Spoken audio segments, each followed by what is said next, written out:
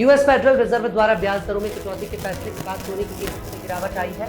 बुधवार को सोना नए रिकॉर्ड $3,707.50 प्रति औंस तक पहुंचा था, लेकिन फेड के फैसले के बाद इसकी तेजी रुकी। भारत में इंडियन बुलियन एसोसिएशन पर 18 सितंबर 2025 को 24 कैरेट सोना प्रति 10 ग्राम 1,10,330 रुपए में बिक रहा है, जबकि एक दिन पहले ये 1,10,620 रुपए पर था। सोने का भाव 15 सितंबर को पहले ही 1,10,000 रुपए प्रति 10 ग्राम के पार जा चुका था। अगर आप केंद्रीय कर्मचारी हैं तो फिर ये खबर आपके लिए बड़ी काम की हो सकती है। Department of pension and pensioners welfare की तरफ से मंगलवार को एक नोटिफिकेशन जारी किया गया है। CCS रूल्स 2025 के तहत अगर नई पेंशन स्कीम में केंद्रीय कर्मचारी यूपीएस को लेना चाहते हैं तो फिर वे 20 साल की फुल सर्विस के बाद VRS ले सकते हैं। ITR फाइल नहीं किया है तो चिंता करने की जरूरत नहीं है, क्योंकि अभी भी आपके पास मौका है। अगर टैक्स पेयर्स ने समय सीमा के भीतर ITR दाखिल नहीं किया तो वे लेट फीस के साथ 31 दिसंबर 2025 तक इसे फाइल कर सकते हैं। कांग्रेस नेता राहुल गांधी ने एक बार फिर चुनाव आयोग और भारतीय जनता पार्टी को वोट चोरी के मुद्दे पर घेरा है। राहुल ने प्रेस कॉन्फ्रेंस में कहा कि मैं वोट चोरी का जो कुछ भी कह रहा हूं बहुत जिम्मेदारी के साथ कह रहा हूं। राहुल ने कहा कि मेरे पास इसका सबूत भी है।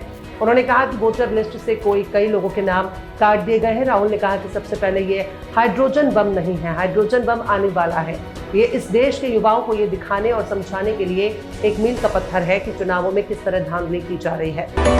उत्तराखंड के चमोली जिले में भारी बारिश का कहर जारी है। बुधवार रात नंदानगर नगर पंचायत के कुंतरी वार्ड में भूस्खलन के कारण आधा दर्जन मकान मलबे की चपेट में आ गए, जिसमें 10 लोगों के लापता होने की सूचना है।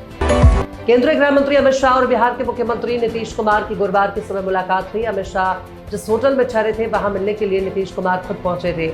शाह और नीतीश के बीच करीब 20 मिनट तक बातचीत हुई। बिहार में विधानसभा चुनाव होना है तो उस लिहाज से ये मीटिंग अहम मानी जा रही है। जगत गुरु रामभद्राचार्य के मिनी पाकिस्तान वाले बयान पर छिड़े विवाद में आजाद समाज पार्टी के मुखिया और नगीना से सांसद चंद्रशेखर आजाद की भी एंट्री हो गई है।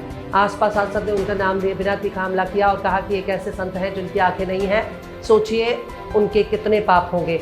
नगीना सांसद बुधवार को बरेली में प्रबुद्धजन सम्मेलन में शामिल हुए। केंद्रीय नागरिक उड्डयन मंत्री किंजरापू राम मोहन नायडू ने कहा कि नोएडा अंतर्राष्ट्रीय हवाई अड्डे का उद्घाटन 30 अक्टूबर को किया जाएगा। केंद्रीय मंत्री ने बताया कि उद्घाटन के 45 दिन बाद उड़ान संचालन शुरू होने की उम्मीद है। आर्यन खान निर्देशित द बैंड्स ऑफ बॉलीवुड आज 18 सितंबर को नेटफ्लिक्स पर रिलीज हो गई है। वहीं शो के रिलीज से पहले आर्यन की सीरीज का जश्न मनाने के लिए मुंबई में एक ग्रैंड सितारों से सजी प्रीमियर नाइट होस्ट की गई थी। वहीं अब कई सेलेब्स ने द बैंड्स ऑफ बॉलीवुड का रिव्यू शेयर करना भी शुरू कर दिया है। जानते हैं आर्यन खान की सीरीज कैसी है।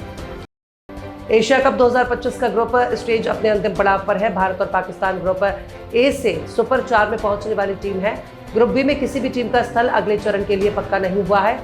2 जगहों के लिए 3 टीमों अफगानिस्तान, श्रीलंका और बांग्लादेश के बीच टक्कर है।